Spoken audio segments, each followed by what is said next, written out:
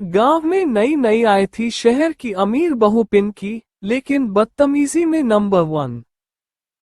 चलो चलो बहू अंदर चलो, तुम थक गई होगी।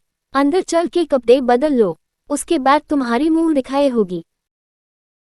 बहू अंदर जाती है और मुंह बनाते हुए अपने कमरे को देखती है और फिर मुंह दिखाई के लिए तैयार होती है वेस्टर्न कपड़ों में।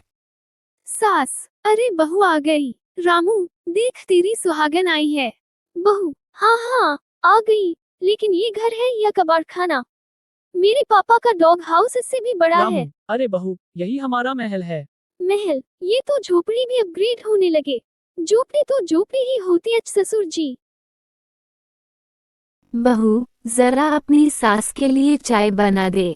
हम भी तो देखे शहर की बहू चाय कैसे बनाती है।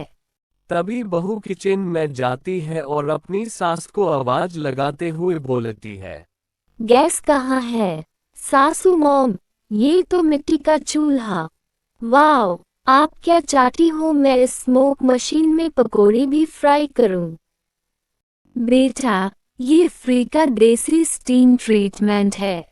वैसे भी तेरे पापा ने कोई गैस चूल्हा नहीं दिया है जो नखरे दिखा रही है। पड़ोसन, नमस्ते बहू, कैसी हो? मैंने सुना है तुम सिटी से हो, वहां तो जिंदगी को आसान बनाने के लिए बहुत कुछ होता है। आंटी हेलो हाय बोला करो प्लीज, मुझसे गवारों वाली लैंग्वेज में बात मत किया करो। क्या नहीं मेरे पापा ने क्या देखा जो इन भिखारियों की या भेजे दिया? अच्छा बहू ठीक है, चल आप कुएं से पानी ले आए। यहाँ सब कुएं का पानी ही पीते हैं। मैं मिनरल वाटर पीती हूँ, ये कुएं का गंदा पानी तो पेट में मछली तैरा देगा। तुम ही गवार लोग पियो ये पानी। ये पागल औरत बहुत देर से प्यार से बात कर रहे हैं तो सफेद छड़ रही है, ज्यादा बोली तो इसी कुएं में फेंक दूंगी। चलो री सब। चल बहू, खेत में मदद कर। कब तक मैं अकेले घर संभालूंगा, चल जल्दी। तुझे भी आप बहू की जिम्मेदारी उठानी होगी। और हाँ, आराम से चलना, कहीं गिर मत जाना। ओ माय गॉड, मैंने तो घास पर सिर्फ फोटोशूट किया है। आप ससुर जी के साथ खेत में ये गवारों वाले काम भी करने होंगे। तभी बहू कीचड़ में गिर जाती है और फिर बोलती है, बहू, यही मिट्टी हमें खिलाती है, तुम इस मिट्टी के लिए ऐसा मत बोलो। लो बहू, आलू की सब्जी और रोटी खा लो, खेत में काम करके बहुत थक गई होगी। आलू की सब्जी या तो गरीब लोगों वाला खाना है, हमारे यहाँ या तो कुत्ते भी नहीं खाते। अगर आप लोगों की औकात नहीं है मुझे पनीर खिलाने की तो बोल देते, मैं माइक चली जाती। कुछ दिन बाद बहू का फोन खराब हो गया, मेकअप खत्म और ब्यूटी पार्लर 50 किलोमीटर दूर।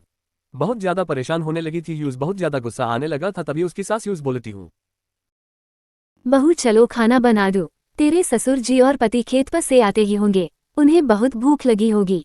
चलो मैं तुम्हारी मदद भी कर देती हूँ, मैं सब्जियां काट देती हूँ, तुम रोटियां बना लो।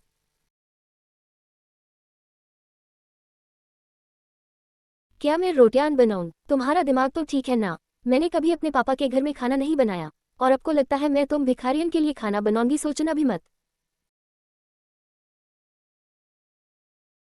चलो अब बहुत हो गया, अपना सामान पैक करो और जाओ अपने बाप के घर। तुम अपने आप को समझती क्या हो? जो मुंह में आया तुम बस बोल देती हो। हम लोग गरीब जरूर है लेकिन तुम्हारी तरह।